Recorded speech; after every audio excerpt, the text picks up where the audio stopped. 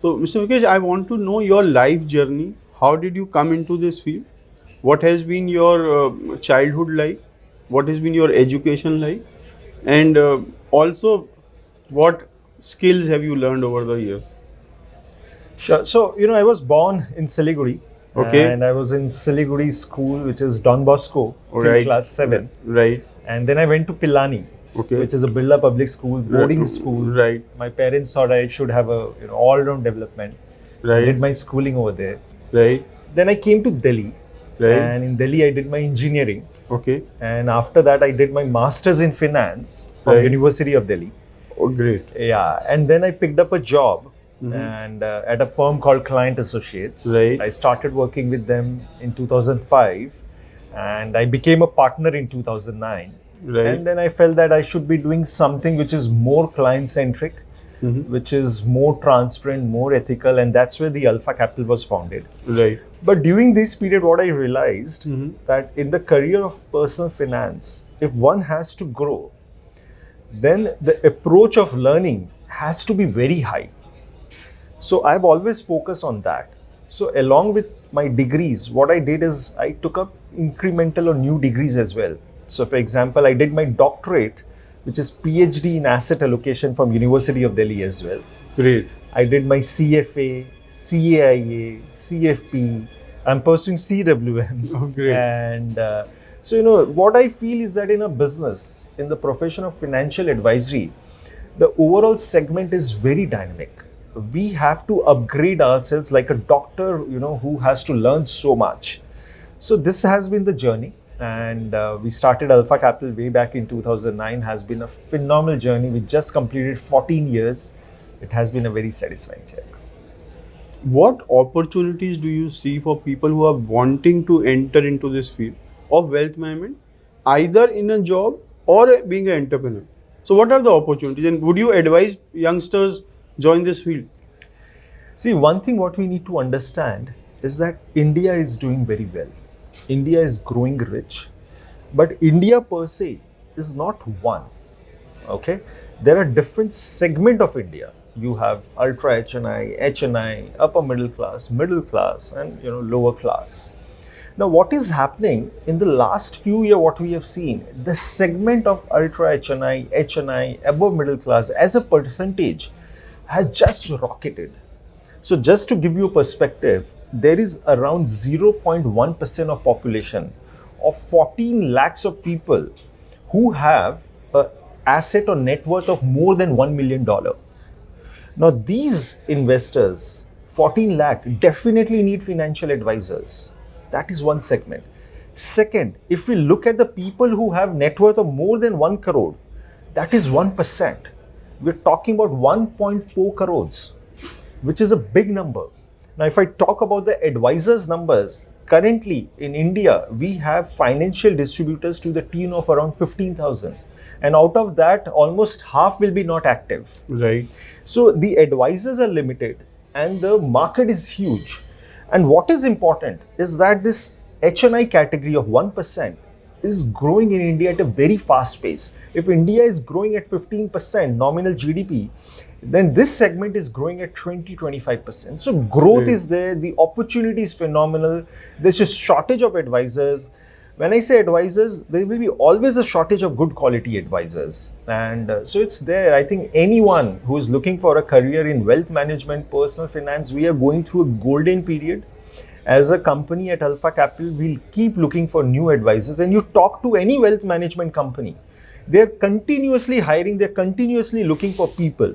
So I think anyone looking for a career in wealth management, this is a golden opportunity. They are going to make a lot of wealth, provided they stay in this industry, provided they upgrade themselves with courses like CWM and other courses. Great. So I'm tempted to ask you a question. You have been at a client-facing role, right, for many years now, right? What are the ways to build and maintain relationships for a normal client, for a HNI client, and an ultra-HNI client? What changes, and also what are the some go-to things which should work for every client? See, let's say if we talk about clients, if we talk about normal clients, generally what happens when you talk to clients, when you ask them the common grievance which they have is that the engagement level is less. So for a normal client, if an advisor engages with him in terms of meeting him regularly, advising him, reviewing his portfolio, if there are any issues, any service related, I think that is what the client looks at, and a general market outlook. And Right. in the sense that the client should feel that his advisor is active on the portfolio. Right. It should not happen that after the investment, the advisor has forgotten him. Right. That is what the expectation is. Right. If we talk about next level of client, which is a HNI, let's say portfolio of up to 1 crore. Right. Now, in that category, client expects that the advisor will be active in the portfolio. If the markets are down, he should be able to invest. If there are schemes which are underperforming, he should be able to take action. The expectation of being active is important. And also, see, as you move up the ladder, we also need to understand anyone who has more wealth, he is more successful. Right. They are generally very successful people. 1 crore will be with people who are senior level people. Right. So when you have to engage, the advisor has to be polished. He should have enough degrees, enough knowledge to engage with them. So that is something which happens. Third, at a super HNI level, when you engage with the client, you have to look at his full balance sheet. Now generally, who is a super HNI? He'll be a CEO, CXO, successful entrepreneur, celebrity. They are very, very successful people. They're sophisticated people. So when you go to meet those clients, you have to be on top of everything. If he's asking question about his portfolio, you should be aware about him. You should be aware about that. If he's asking about any markets, Japan, what's happening in South Korea, anything, he should get a feel that you're on top of it. Anything, information which is required, or any news or anything, you should have that. And these client segment, the top people are well-read people. Right. A lot of time what we see is that before we go to meet him, they already know about it.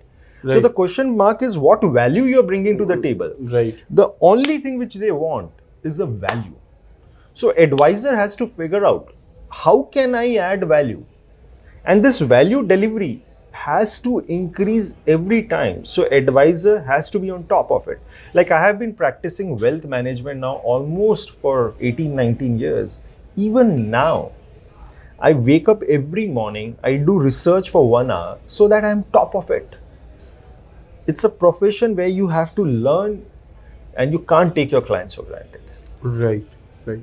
So we all have been conditioned about thinking about money in our childhood.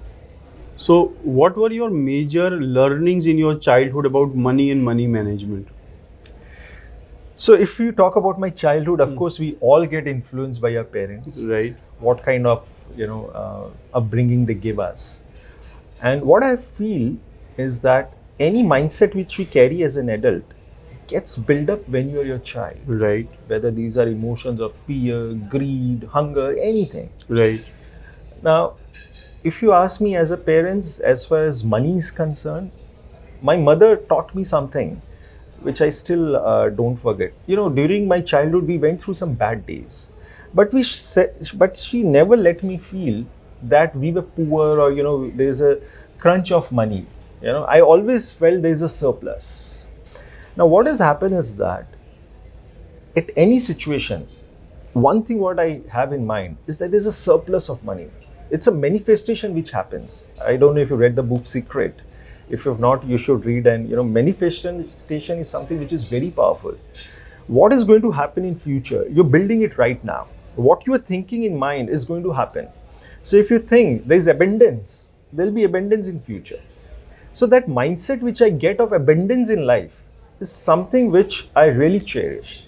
And of course, I'm from a Marwadi family, and Marwadi families, we are taught to work hard and value money. So those are, have always come from a grandfather and, father and parents. So that is always there. Great. We have a course called Chartered Wealth Manager. You've been pursuing it. So what value do certifications like CWM bring to table for a person who is wanting to upgrade or who is wanting to enter into the? So, we have been associated with this AAFM, and which provides CWM for last 8 years. Right. We're a corporate partner over there. Right. And what we feel In fact, before registering as a corporate partner, we had gone through the curriculum in detail. And I'm telling you this in a very transparent manner. I have done CFP, CFA, CIA. The curriculum of CWM is one of the best in the country. Whosoever has designed the curriculum has done fantastic work. In fact, there is a course on trust, CWM. Though I have not cleared the exams, I have gone through the curriculum in detail because there was deep knowledge in that. And what we have done, we have made all our advisors to enroll for this. Now, of course, doing a course is definitely helpful because you get to learn. And second, it brings credentials to the advisor. When they go to meet a client, a credential like CWM gives a lot of value. And especially in a service industry, these type of degrees, credentials mean a lot because it gives a signal to the client that this guy knows something, he's learned. And that's why I feel it's very, very good. And anyone, if he's a new person or a, existing advisor or a senior advisor, for him it makes fantastic. CWM sahi hai. Thank you. Thanks a lot. Thank you.